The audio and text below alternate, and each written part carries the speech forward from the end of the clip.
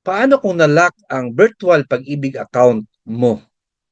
Answer, unang-una friends, hindi pwede tumawag sa Pag-ibig branch para magpa-unlock sa virtual Pag-ibig account mo. Hindi nila gina-allow yan through phone kasi po Data Privacy Act.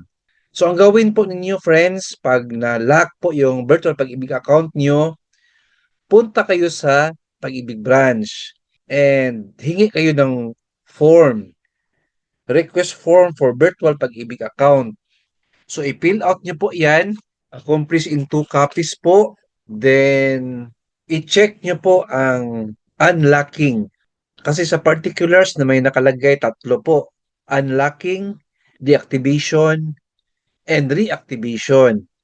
So, since na-lock po yung virtual Pag-ibig account mo, i-unlock po yan.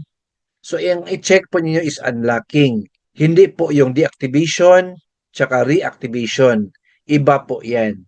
Alright, so kailangan lang isulat sa form is yung complete name po ninyo, Pag-ibig MID number, date of birth, email address, cellphone number, and printed name with signature.